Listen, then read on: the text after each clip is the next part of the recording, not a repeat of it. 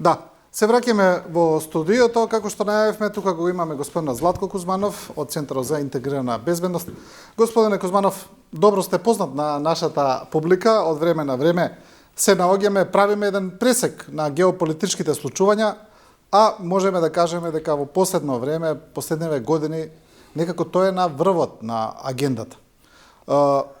Оно што сега е, да речеме, најнов развој на станите, а што секако произлегува од војната во Украина, тоа е планот на Европа за вооружување или за ревооружување, како сакате. Председателката на Европската комисија Урсула фон дер Лајен најави план за ревооружување на Европа во вредност од 800 милиарди евра. Сега еве за генерално за влез во разговорот, како гледате воопшто на целиот овој проект? Благодарам на поканата. Да, еве многу е актуелно, практично овој месец март цело време за тоа се збори, за тој самит на лидерите во Европската унија, каде што беше посветен само на европската одбрана и каде што се донесе таа бела книга и која го содржи тој план за ревооружување и така наречено подготвеност до 2030 година, кога се предвидува Европа, Европската унија и цела Европа да ја зајакне својата одбрана многу повеќе од ова што е сега, а пред се предизвикано нели поради новата политика на Соединетите Американски држави, каде што тие експлицитно бараат од Европа да си ја преземе одговорноста за својата одбрана и со константните најави од водечките држави во Европа од таа можна закана и на можна агресија на некои држави од страна на Русија. Тоа се искористи, се употреби како повод за практично воведување на овие драстични мерки и на овие крупни одлуки во делот на одбраната на Европа. И сега, ајде, сите сите се возат на тој брод, да кажеме, ете се донеле одлуки, ќе се вооружува, колку ќе се вооружува, милиарди средства и така натаму. Јас би пробал тоа да го анализирам малку и од друг аспект. Ајде се запрашаме дали е тоа навистина така, дали е тоа така требаше да биде, дали тоа можеше да се избегне и со друг начин. Бидејќи гледате, ова е сега една практично нова трка во вооружување во Европа. Зошто европските држави, водечките председржави, бидејќи тоа тие го иницираат, Франција, Германија, Британија, се водечки во тоа, зошто се решија на Европската унија, практично администрацијата, се решија на вакви драстични издвојувања на средства во делот на европската одбрана. Да, точно е прво дека Европа зависеше од одбраната и безбедноста на Соединетите Американски држави и дека треба да вложува постепено да си ги зајакнува капацитетите. Али дали беше потребно тоа на вакај драстичен начин и со волку големи средства, кои може да предизвикуваат, например, и други економски проблеми. И сега, друго, дали е стварно навистина реална таа закана што ја кажуваат од можна агресија на Русија и кон други држави во Европската унија? Па тоа да се искористи како повод за донесување на вакви драстични одлуки за ревооружување, односно за нова трка во вооружување во Европа, а е практично што ќе го следи и Русија. Значи, тоа се реални дилеми и прашања, легитимни, кои треба да си ги поставиме, а не само по мене така експлицитно, безусловно да прифатиме таа таква одлука и тоа и ќе одиме сите, ќе издвојуваме средства и ќе следиме таа политика. Бидејќи гледаме дека тоа не е баш тука, нема ни такво единство ни во самата Европска унија во врска со таа одлука, без оглед што е донесена на ниво на Европската комисија. Да, има разногласија, да. И сега Дори и самата и Франција имаше, и Италија имаат тука дилеми, ајде да речеме. Не, они нивните се дилеми, ќе објаснам според мене од друг аспект, од аспект на колку се они влезени во индустријата, воената индустрија и колку ќе штитат нивните интереси, а не резервираност да не биде така, него тука ќе објаснам малку за тоа каков е нивниот влог и зошто тие тоа го инсистираат, бидејќи практично се носечки во воената индустрија, па они имаат и бенефити од тоа, не само дека е тоа и за добровит на Европа. Него да се вратиме на основата.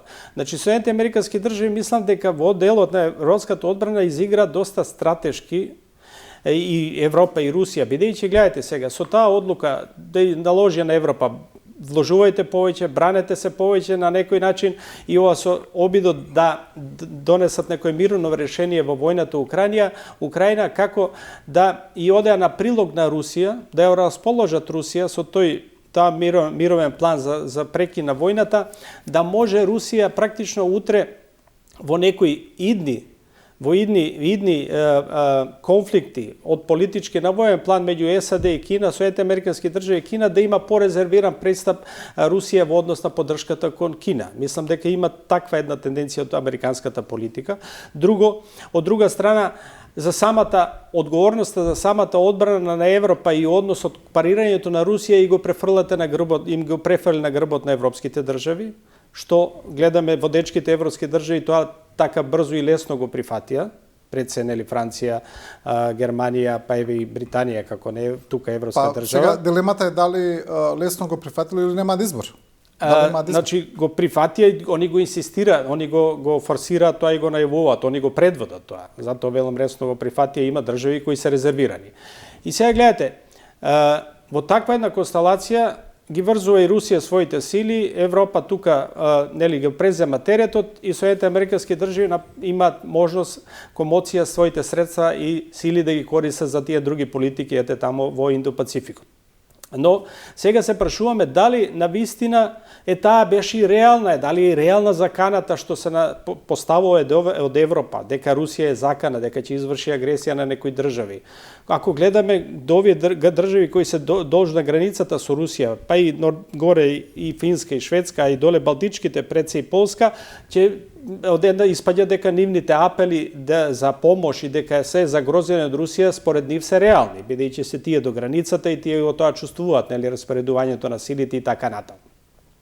Од друга страна, имаме ако погледаме Европската унија, ќе може да поделиме во три групи практично државите. Практично овие водечките држави што ги набројуваме, Франција, Германија, па и Британија, кои инсистираат, кои го предводат таквите одлуки за вооружување и за нова трка во вооружување во Европа, и кои највише тука би вложувале, ама и би имали најмногу интерес, па втора група се практично овие што ги спомнав, Полска, Балтичките држави, Финска, Шведска, кои се чувствуваат како најзагрозени од некоја можна идна агресија на Русија, ако е реална и нереална, тие сметаат дека е реална, и трета група на држави во Европската унија или Европа кои практично не издвојува ни до сега до 2% за одбраната од нивниот буџет, не ја чувствуваат, не ја гледаат Русија како закана, бидејќи се подалеку и практично не ни сакаат и пружаат отпор кон ова одлука да се вложува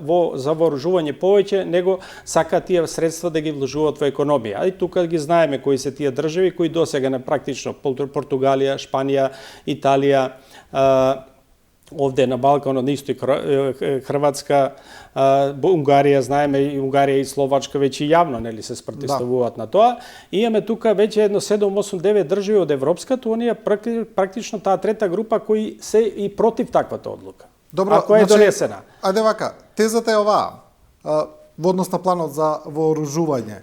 Прво дека американците отворено кажуваат дека тие бараат од Европа да превземе својата улога, дека американците ќе се повлечат во голема мерка од европскиот континент, така изјавуваат. Не знаеме до која мерка ќе биде тоа, но сепак тоа го кажуваат, нема причина да не им веруваме, и дека Европа треба да се вооружа во тој случај да ја парира на Русија, бидејќи знаете, велат само доколку се ти доволно силен, можеш да ја одвратиш Русија од евентуален напад. Барем во иста мерка да бидеш силен, воено зборуваме, колку што е Русија. И така да се постигне еден паритет, рамнотежа, бидејќи велат, тоа е најдобар начин да се одврати од можна војна. Да, али сега секако дека има потреба дека европската одбрана зависеше од американската безбедност и чадор.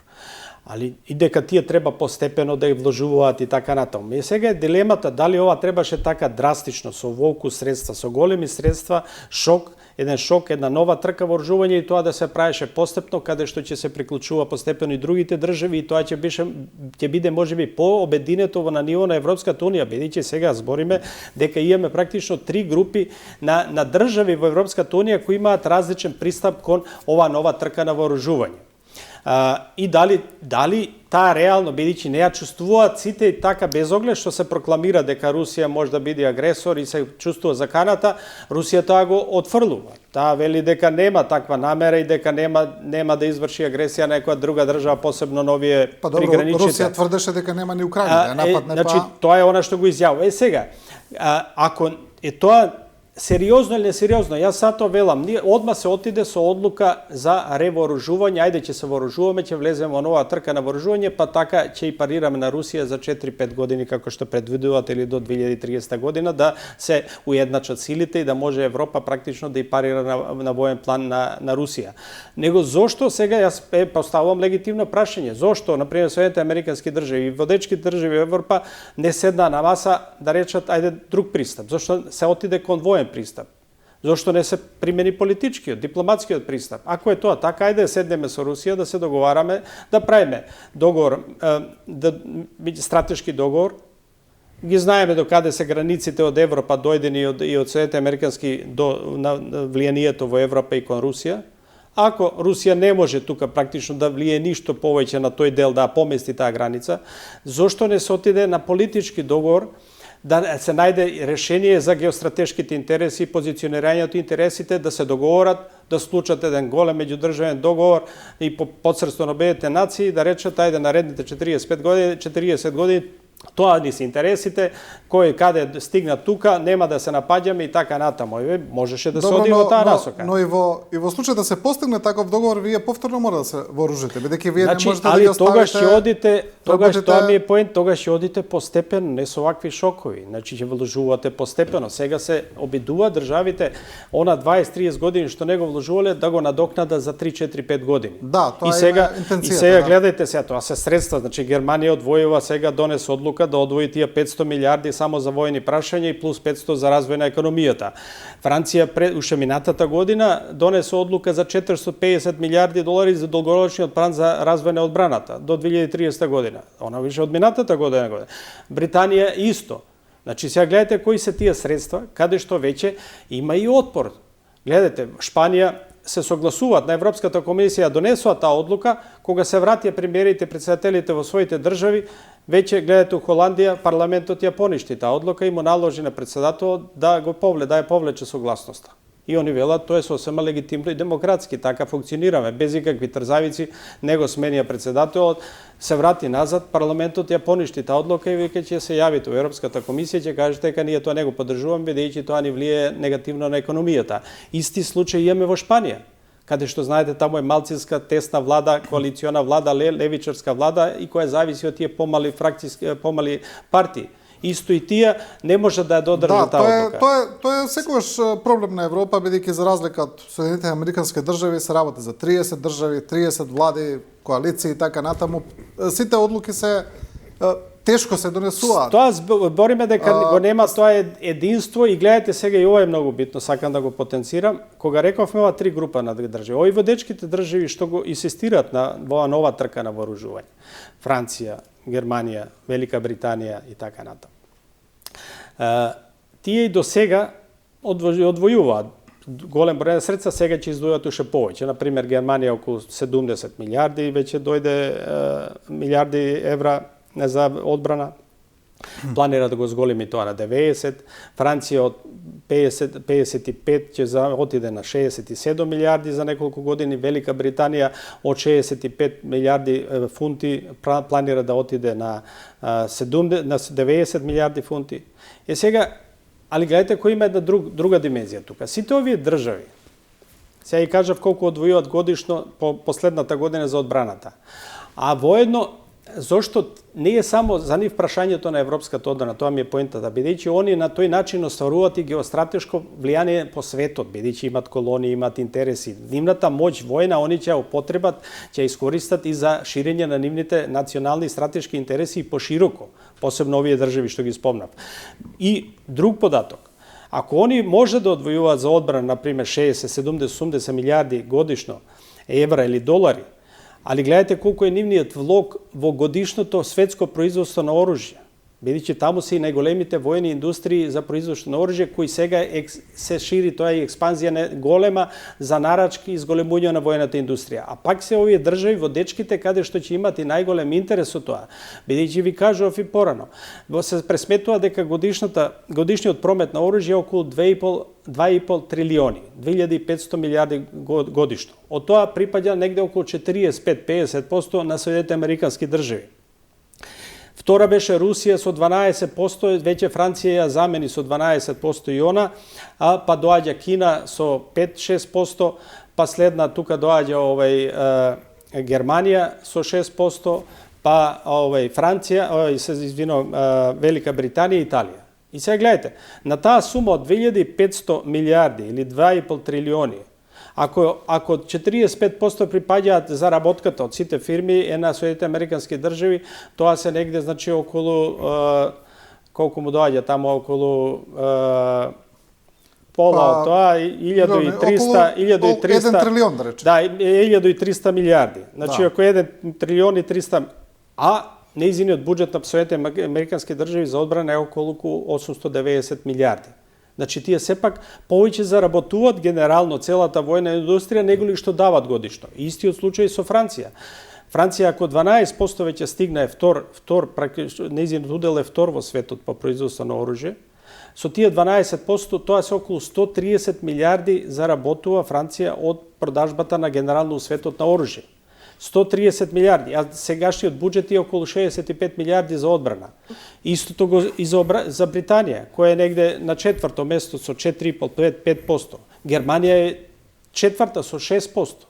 Значи, разбирате што сакам да кажам, тие имаат не само заради европската одбрана, тие ќе остваруваат профит од зголеменото производство на оружје, војната индустрија развија, што се енормно се шири и ќе ги остварува своите интереси. Значи, ќе вложуваат, ќе интерес. Сега, затоа и се бунат и реагираат по малите држави Европската унија, па или ние, партнерите или кандидатите, кои немаме никаков улог во тој колач тамо, а ќе треба да вложуваме. И тука сега се наоѓа тоа, практично и затоа дел од тие европски држави на Европската унија реагираат за ова, кои што немаат. Да, за ова сакам да ве прашам и за нас во тој контекст, само што ова прашање, само вака еден генерален заклучок.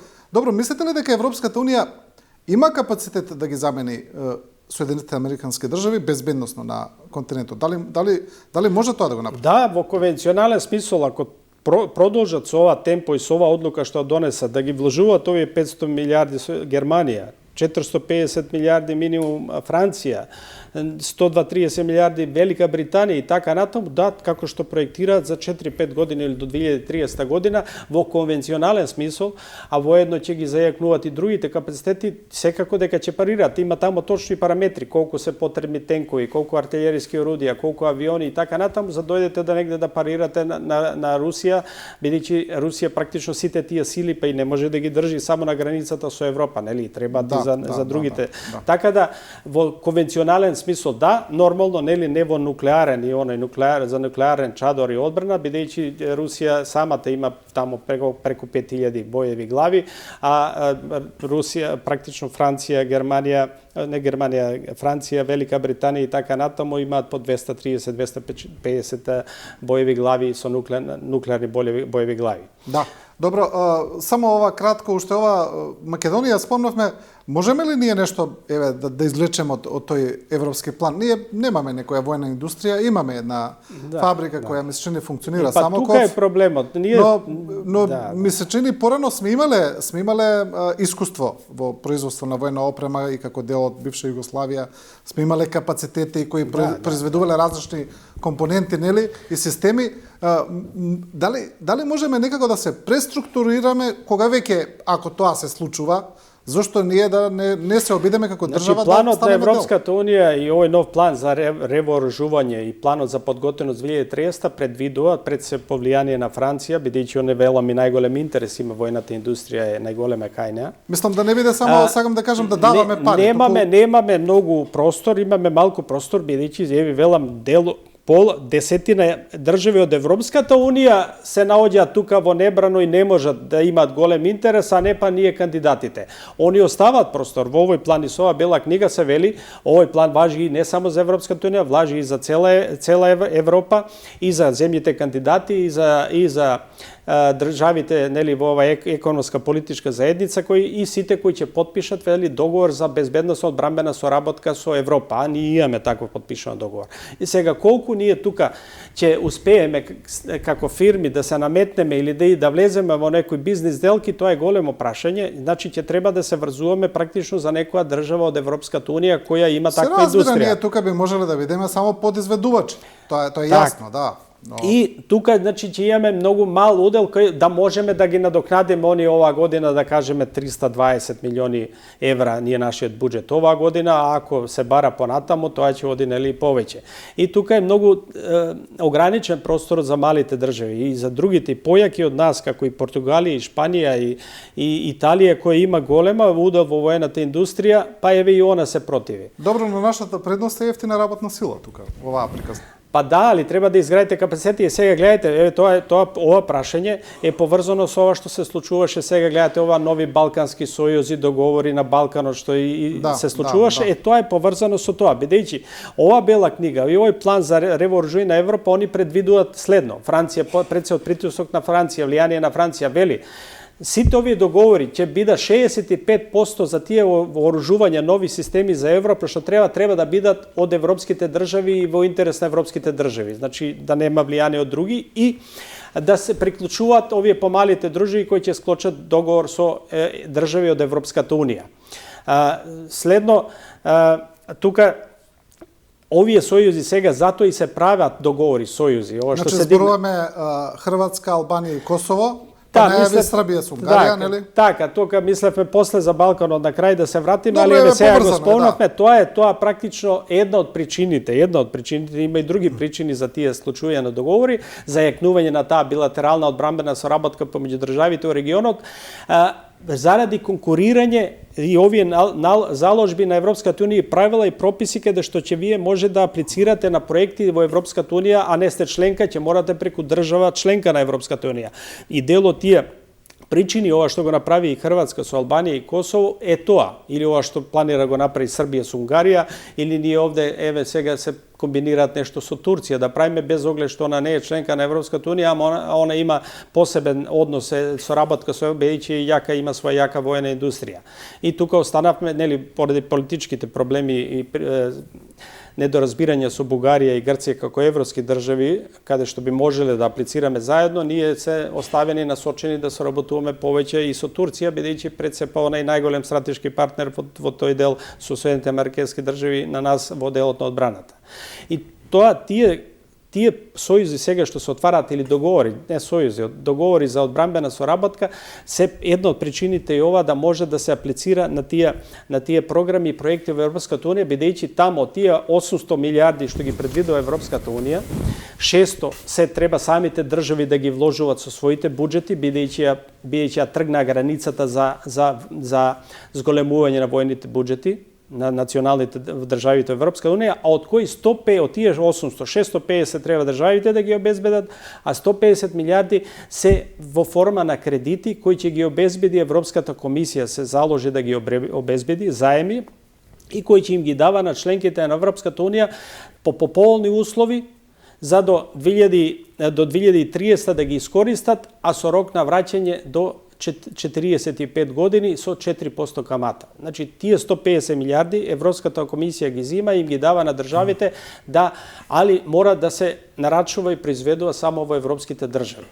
Тоа е планот со тие. Сега колку ќе најдеме ние преку некоја европска држава со некој договор, соработка или со Турција и со другите да се приклониме и да учествуваме во некој проект за она што ни треба, да со тие ефтини кредити и да нешто произведеме, односно добиеме и обезбедиме од воените средства, тука е шансата на тие помалите држави, али сепак тоа ќе биде многу помало во однос на овие што игра целата крупна игра. Ние можеме, нели, за возилата да правиме појаси за врзување, нели, сме имале такво искуство. А каква имате сега тоа? Немаме фабрики, немаме војни фабрики, немаме таква индустрија и тоа што имате само е ова Самоков, нели, овој за муниција што имаме и еве сега што се потпиша договорот практично од Турција, затоа и сега ова офазива Турција е присутна овде во регионот на воен план и секако и во Албанија и во Босна и во Косово, а и гледате се, еве кога спомнавме тука на Балканот, Турција од минатата година потпиша договор договор со Албанија за производство на нова фабрика за муниција и за експлозиви. Со Косово сега у декември потпиша за фабрика за барут,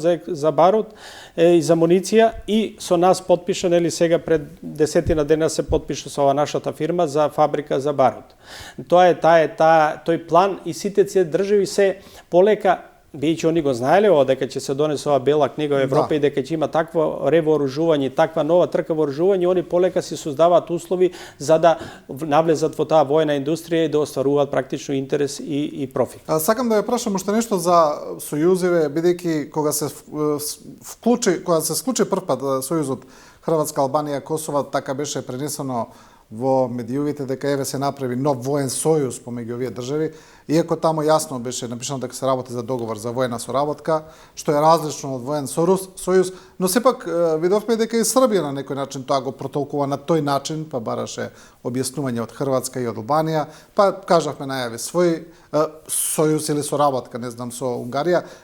Гледате ли вие на тоа како воен, бидејќи доколку е воен сојуз, одбранбен сојуз, тоа е веќе сосема друга димензија на работата, а договор за воена соработка е друго. Како гледате на ова?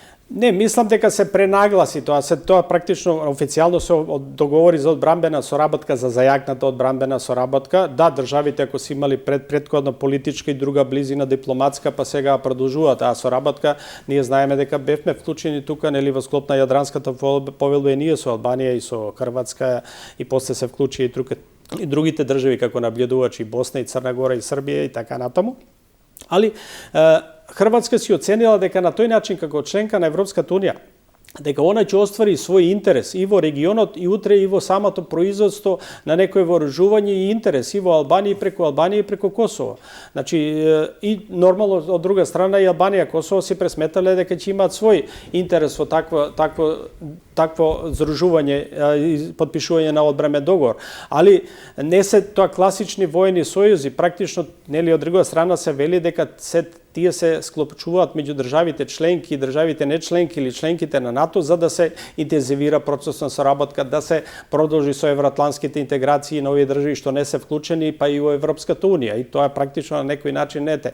Али пред се мислам дека тие договори сега, бидејќи се експонирани во јавноста, беа подготовка практично на спроведување и фаќање приклучок на овој план за подготвеност на Европа до 2030, односно за тоа нова трка во вооружување, односно вооружувањето, како да имате услови да аплицирате на тие проекти и да влезете од тие поевтини кредити, да си обезбедите дел од тие средства. Да, добро. Кажавме дека ова се случува во контекст на војната во Украина. Господине Кузманов, гледаме дека војната во Украина некако не стивнува. Слушнавме од американците пред се дека во Саудиска Арабија е постигнат договор за делумно примирие. На некој начин Украина тоа го потврди, Русија никогаш не го потврди дека е постигнат официјално. Дури имаме изјави од пониски руски звоничници дека се уште немаме таков договор. На терен гледаме дека и немаме баш некое примирие. Може би има некакво намалување на тие напади по длабочина, но сепак не се ни тие целосно прекинати. Ми се чини дека како целава работа некако да оди тешко. Не знам дали имате таков впечаток. Да, има тука сега некој развлекување. Еви покажува и американскиот претседател, бидејќи он е предводник, он е неговата администрација, да се најде мирно решение, покажува одредена нервоза, па ги предупредува и едниот претседател, и украинскиот и рускиот, за да треба посериозно. Тука и си има тенденција на некој развлекување. Што беше договорено? Договорено беше прво да има 3-месечен прекин на огнот. Делумен прекин на огнот, каде што беше кажано да се сложи двете страни да не престанат да ја таргетираат и да вршат напади на критичната инфраструктура, енергетската, индустријските објекти. И се постигна некој договор делумен за пловидбата и безбедноста во Црното море. И тие две работи, као генерално, одреден дел се почитуваат, али гледате што се случи. Продолжија нападите сега со дронови и беспилотни летала и од едната и од другата страна и се обвинуваат едните и другите.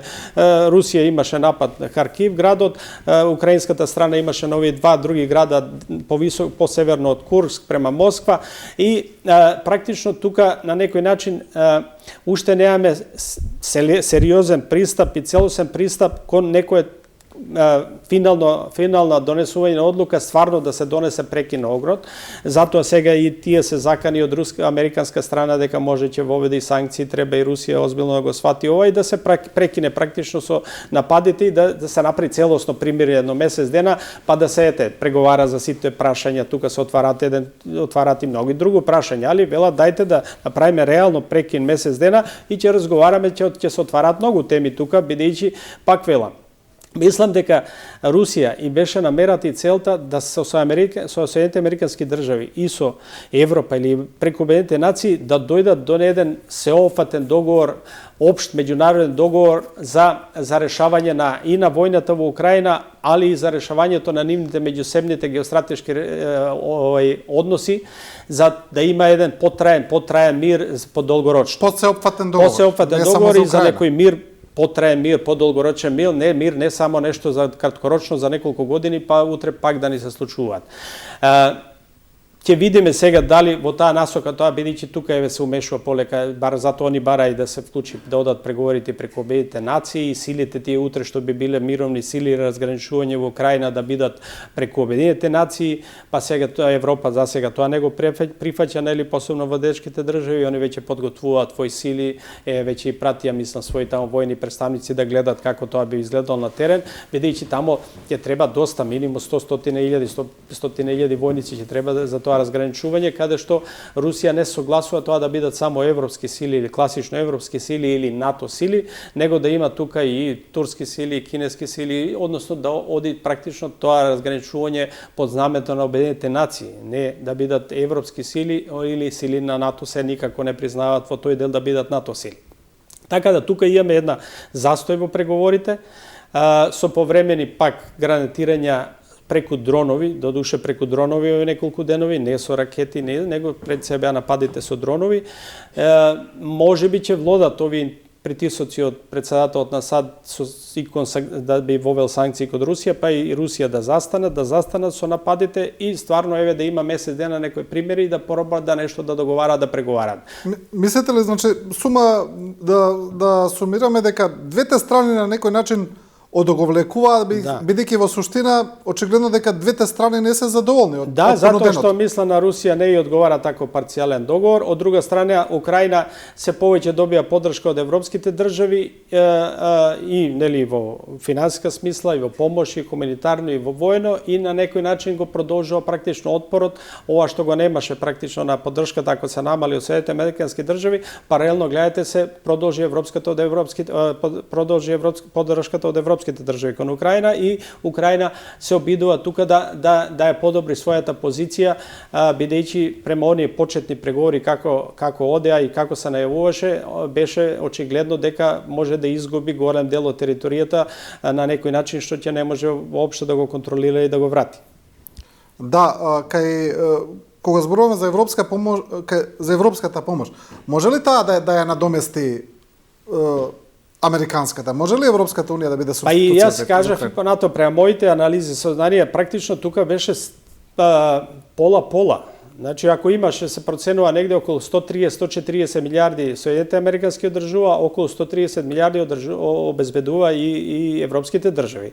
И еве сега овие денови, ако приметувате, читате, гледате, анализирате, голем број држави сега даваат голема хуманитарна помош и економска помош за Украина. И Холандија, и Шведска, и Данска, и Шпанија се заложи, и тоа се износи во милиарди долари. Значи, да, може да опстои Украина и како држава, и економијата и инфраструктурата. Сега збориме да Европа вложува многу поголеми средства за другото функционирање на Украина, и за економијата, и за хуманитарни активности, не само за војни. Да, тука мислам дека пред се мислиме за војните, дека тоа е круцијално прашање. Исто и за војни прашања се зајакно соработката. Тука ако анализирате ќе видите дека во Украина сега се дадени голем број на лиценци за одредени ракетни системи, за некои во одредени вооружувања кои сама може да ги произведува, бидејќи она има јака војна индустрија. И од европските држави дел за одредени средства и се дадени практично лиценците за да може Украина да произведува оружје и сама, али со поддршка и средства од европските држави, али да се произведува на територијата на Украина. Да, добро. пред крај да го фатим уште Блискиот исток, таму секогаш е немирно. Гледаме дека траат американските напади во Јемен врз хутите, каде што Соединетите американски држави велат дека треба да се прекинат, како што велат, терористичките напади на хутите врз меѓународната пловидба. Израел повторно некако ја врати офанзивата во Газа, таму повторно гледаме немили слики. Иран се заканува доколку продолжи притисокот врз него, дека и тој ќе одговори некако воено. Некако таму и ми се чини дека и таму врие. Согласно анализите и податоците што гледаме, се заострува ситуацијата на Блискиот исток. Тука предходеше практично и ова најавата и предупредувањето од САД на Иран, каде што им понудија билатерално да разговараат за нуклеарната програма на Иран. Иран тоа генерално го одбија билатерално, рекоа ќе можеме да разговараме преку Обединетите нации, не директно. И веќе тоа сега практично, бидејќи председателот на Соединетите американски држави се закани кон Иран, ако не прифатите да разговараме за вашата нуклеарна програма и контрола на истата, ќе ве бомбардираме, баш така и наде. И сега гледајте што се случува. Покрај ова поврзаноста тука меѓу Израел и Хамас во Газа, каде што практично Израел контролира целата ситуација и оние најавите од пред тоа што беа планот, едни од варијантите да се исели Газа, да се обнови, да се направи ново поубаво место на живење, а некои практично палестинците и Хамас тоа го сметаат дека на тој начин сака да се раселат тие луѓе од таму 2 милиони луѓе и да не може да се вратат. И сега имаме тука отпор практично. Хамас веќе и сега вчера имаше соопштение едно порадикално, без оглед што воено е разбиен и Израел практично ја оствари таа воена цел и што сега се предвидува таа последна фаза практично на чистење на Хамас од Газа, али еве вчера пак дел од лидерите на Хамас изјавуваат дека треба со сите средства секој палестинец да земе оружје и така натаму и да се бори против плановите на САД за чистење на Газа. Сега проблемот, значи тензиите со Иран, нерешеното прашање меѓу Израел и Палестина, ситуацијата на Газа предизвикува предвижување на нови американски сили во регионот. И сега не знам колку е познато, еве тоа ќе го кажем, бидејќи тука се комплицира ситуација, она најава што рече председателот, ако не прифати Иран, ние ќе го и гранатираме, ќе бомбардираме, не знам дали ќе ода до таму, али веќе прераспоредуваат своји сили Соединетите американски држави во регионот на Блискиот исток, што може да значи прво притисок у преговорите, да изнесуваат тоа што сакаат, поддршка на Израел и тука се борбата со хутите кои каде што го попречуваат пловидбата преку Црвеното море. И во таа насока, интересно да кажеме дека покрај едниот носач на авиони во делот на Блискиот исток, Соединетите американски држави, Индо-Пацификот го донесоа и вториот носач, Карл Винсон го донесоа и тој во тој регион. Значи 2 носачи на авиони со целата борбена група на разарачи и авиони. Следно, пред неколку дена од Блискиот исток, од Индо-Пацификот, од Азија, на островот Гарсија, Диего Гарсија, тоа е остров, британска територија, каде што Америка и Британија имаат заедничка воена воздухопловна база. Тој остров е во средина практично на Индискиот океан помеѓу Африка и Кина. Од тука се донесени нови бомбардери практично од Индо-Пацифичкиот регион. Донесени се носачите на авиони. Сега имаше и најнова информација дека дел од Јужна Кореја Патриот системи се пренесени во Бахреј, каде што има Соединетите американски држави своја држава во Персискиот залив. Значи они имаат голема база во Кувајт, во Бахреј во островот, во Катар, во Џибути. Во целиот тој дел се има развижување на американски сили, стратешки сили кои биле за поддршка практично на Израел, за можен конфликт, за притисок кон Иран и за делување кон хутите, бидејќи сакат практично да ги онеспособат да не влијаат, да попречуваат таа пловидба преку Црвеното море на бродовите на целата меѓународна заедница. И тука нешто се очекува, што ми имате такво крупно распоредување на американски сили и зајакнување на силите, се очекува веројатно и некои акции. Јас спомнав тука во тој регион, целиот Саудиска Арабија, полуостровот и Персискиот залив, Соединетите американски држави имаат преку 30 војни бази. Околу, по мои пресметки анализи, преку 80 и нешто до 100.000 војници. и покрај овие сите групи на носачи на авиони и овие распоредени протиракетни системи. Значи тука очекувам дека можеби нешто, ако се употреба сега како притисок, па да се издействуваат одлуки, а ако не имат ефект, веројатно можеби ќе има тука и конкретни некои војни акции, војни удари кон одредени цели од страна на тие сили што се донесени во тој регион. Да, секогаш кога се собира војска некаде, знаеме дека нешто се подготвува, такво е искуството. Ќе видиме. Господине Кузманов, ви благодарам за ова гостување. Благодарам на поканата. Со ова завршуваме првиот дел, одиме сега со една кратка пауза за реклами и продолжуваме со аналитичарот Тони Науновски.